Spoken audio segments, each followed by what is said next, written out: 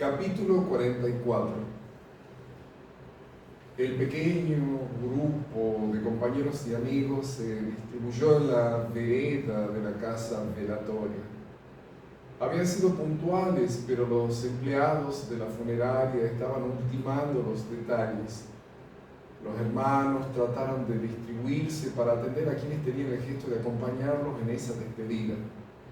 También esperaban al cura, que sería el encargado del responso, lo único que Berta había pedido como última voluntad. No quiero que me velen, y menos que el cajón esté abierto. Que ningún falso vaya a hacerse de llorar, simplemente un rezo del cura y listo. Martiniano parecía estar escuchándola porque era recurrente que dijera eso en diversos momentos de una charla. Los hijos estaban allí para cumplir esas disposiciones. Una de las empleadas pidió la presencia de ellos dentro de la sala para comprobar que todo estuviera en orden. Martiniano, Alejo y Marcela la siguieron, luego de excusarse un momento con las personas con las que charlaban. Cuando entraron a la sala, vieron el féretro abierto y a su madre, como dormida, con los dedos entrelazados sobre el pecho. «Será con el féretro cerrado», advirtió Martiniano a la empleada mientras sus hermanos no podían articular palabras. La mujer, en un rápido movimiento, tomó la tapa que se encontraba apoyada en la pared y con practicidad la colocó sobre el féretro de manera milimétrica. Era la última vez que habían visto el rostro de su madre. No estaba previsto y eso los impactó. Ya nadie más las vería. Una vez que todo estuvo de acuerdo con el último pedido de Berta, ingresó el sacerdote y detrás de él los amigos que habían esperado con paciencia a que se cumpliera con todo el protocolo previo. Mientras el cura se colocaba la estola para comenzar el rezo, los recuerdos se agolpaban en la mente y el corazón de todos los hijos. Marcela evocó la decisión de su madre de apoyarla en su carrera policial. Ella tenía orgullo de esa hija que había fracasado en su primer intento de transformarse en oficial. Con el apoyo de Berta se levantó de ese fracaso. Con su aliento permanente logró vencer todos los obstáculos. Recordó con orgullo su presencia junto a su padre en la graduación vestida con un uniforme de gala. Berta lo había vivido como un logro propio, como lo hacía con cada triunfo de sus hijos. La primera vez que rindió no llegó al limitado cupo del escalafón femenino. Regresó a casa y lloró abrazada a su madre. También recibió el consuelo de su padre, ese suboficial que quería hijos oficiales porque suponía que en esa condición serían menos humillados. Cuán equivocado estaba. Las humillaciones exceden los rangos en las instituciones dedicadas a la seguridad. Esa mujer a la que acababa de ver dentro de una caja de madera con manijas de metal había luchado contra la tremenda gravedad y adversidad del destino. Berta había renunciado a su propio progreso personal para luchar por el bienestar de aquellos seres que habían salido de su vientre. Habían quedado escritos en el aire sus sueños de terminar la primaria, continuar con el secundario y hacer alguna carrera universitaria. Aunque llegue a los 80 años, lograré lo que me propongo, solía decir en los no muy numerosos momentos de pleno optimismo, como cuando intentó estudiar por la noche y sacaba excelentes notas en sus tareas. Siempre les caía bien a sus maestras, pero invariablemente dejaba los libros, como si estuviera dominada por una insatisfacción casi permanente. En cambio, no amenguaba nunca cuando se trataba de apoyar a quienes más quería.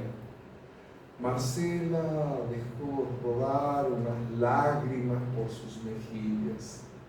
Sentía que había perdido al ser que más la entendía en esta vida. Esa ausencia iba a ser difícil de digerir. Pensamientos similares pasaron por la cabeza de Alejo.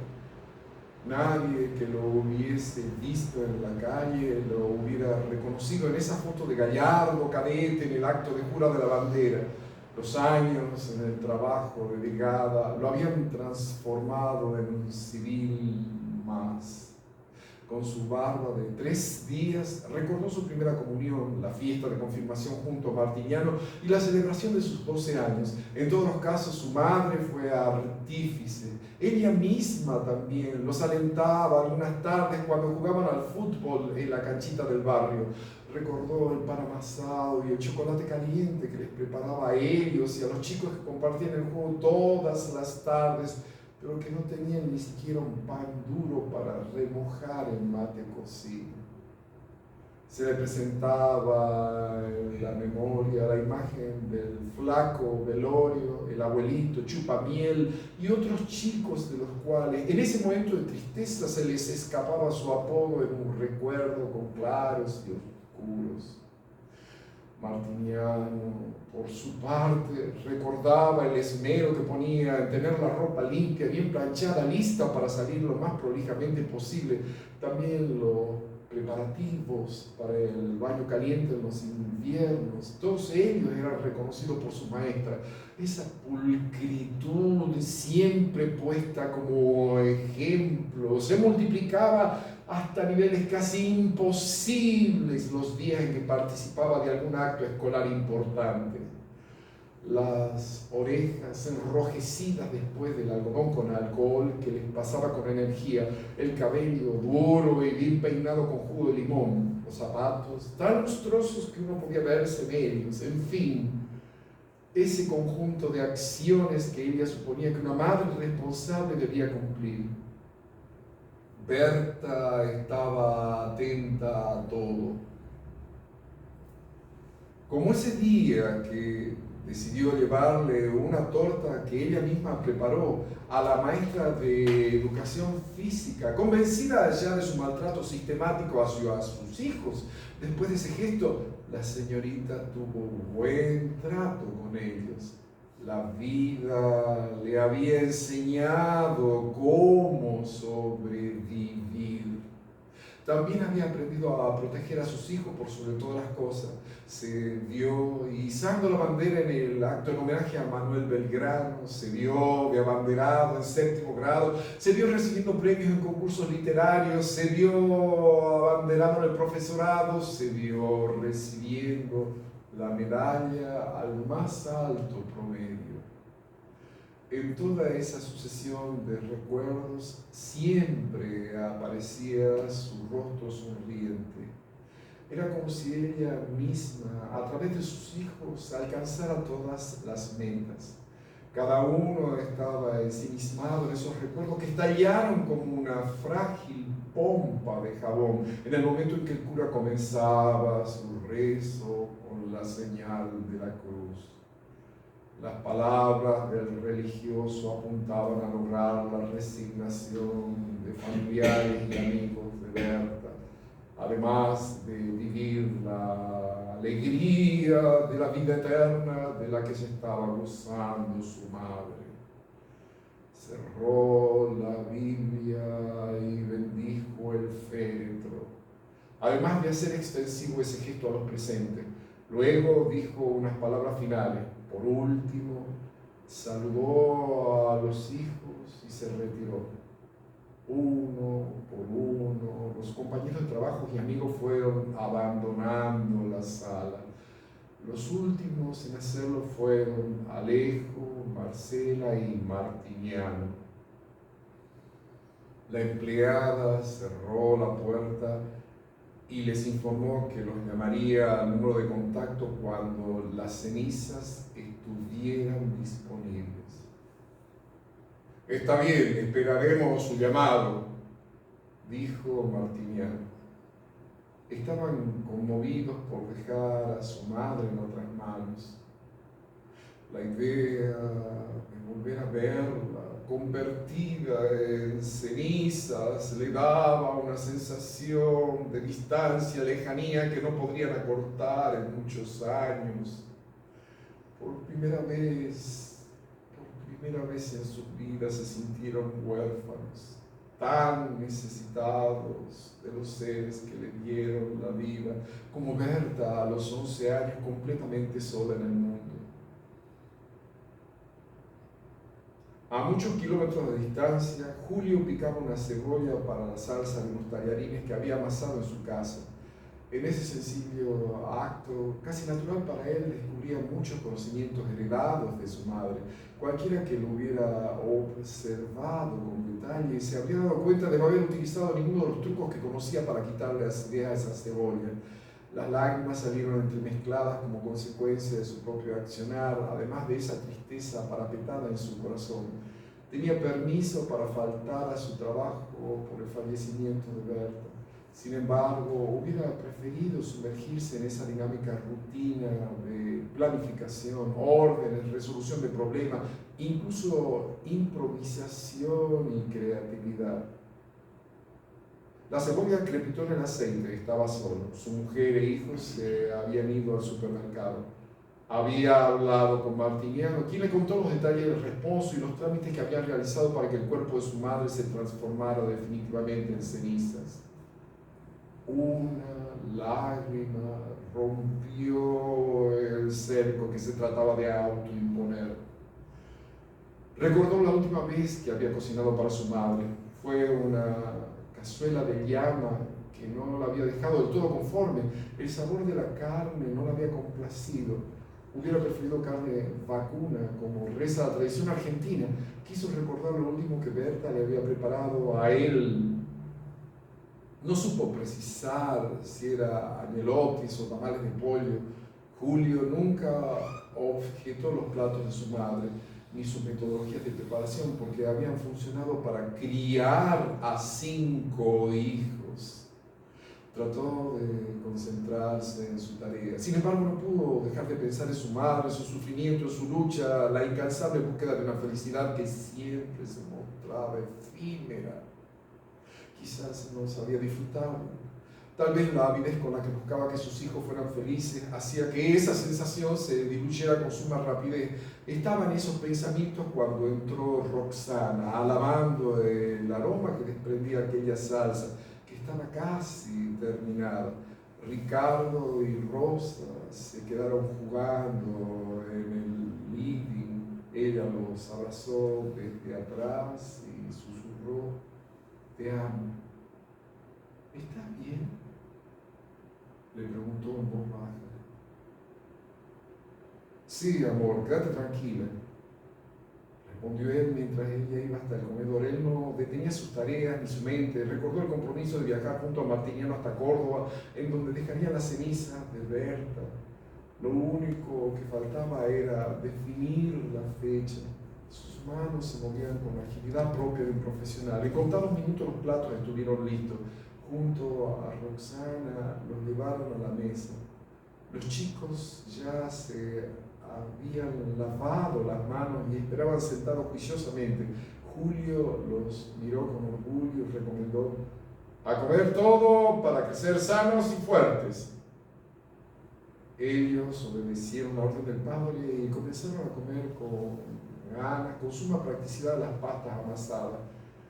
En la tierra del sol y del buen vino, Renata tapaba un lienzo sobre el que había trabajado. Era una pintura en homenaje a su madre. Aún estaba en proceso. Esa era la razón de haberla cubierto. Escuchó el bullicio de los niños. Seguramente estaban con hambre, pero ese no era un problema porque la comida estaba preparada. Solo un golpe de calor y se sentarían a la mesa. Su marido llegaría en cualquier momento. Cerró la puerta de su taller. Había aprovechado la suspensión de clase de sus alumnos para trabajar en la pintura sobre Berta. En unos minutos llegó Daniel. Le preguntó si todo estaba bien y le prometió que charlarían más tranquilos luego del almuerzo. debían ponerse de acuerdo por ese viaje a Córdoba. En principio, ella no podría ir por su condición de asmática, no podría alcanzar la cumbre del Uritorco. Él había opinado que debía estar presente, pero ella tenía una profunda tristeza, no solo por su salud, sino también por la ambivalente relación que tuvo con su madre. Renata deseaba ir con sus hermanos a Córdoba.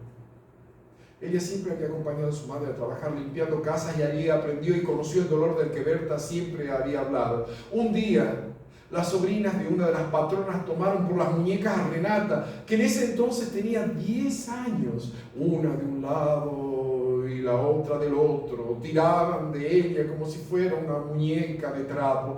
Ella les rogaba entre llantos que por favor la soltaran, a lo que respondieron: no puedes hablar, eres la hija de la sirvienta, no eres una persona. Mientras recordaba esa anécdota, también pensó que tristemente, por culpa de ese trabajo tan poco agradecido, se había enfermado de asma cuando otra patrona le ordenó limpiar una heladera con ventilador un día en que la temperatura era de 2 grados. De todos modos, había cumplido con verla por última vez en aquella terapia intensiva de Capital Federal y de algún modo concretar la despedida. Era algo que no pudo hacer con su padre. Desde la armonía de su presente recordó las frecuentes peleas entre sus padres, las constantes acusaciones de infidelidad que Berta le hacía a Santiago generaban un clima enrarecido. A veces gozaban de tiempos de paz. Lo que más le molestaba a esa niña era tener que estar de un lado o de otro. Su madre siempre la había tratado diferente y todo a causa del favoritismo de su padre. Sin darse cuenta, castigaba las infidelidades de Santiago en su hija mayor, que también había crecido de golpe y que siempre estaba esperanzada en que su mamá la amara como ella soñó. Renata había sufrido junto a su madre las humillaciones propias de patronas inhumanas, aunque también el consideró trato de aquellas de buen corazón. Sus hermanos cortaban el césped en esa y otras casas para aportar algún otro dinero a la economía familiar. Eran tiempos en que el magro sueldo que traía Santiago, plagado de descuentos, no alcanzaba para nada.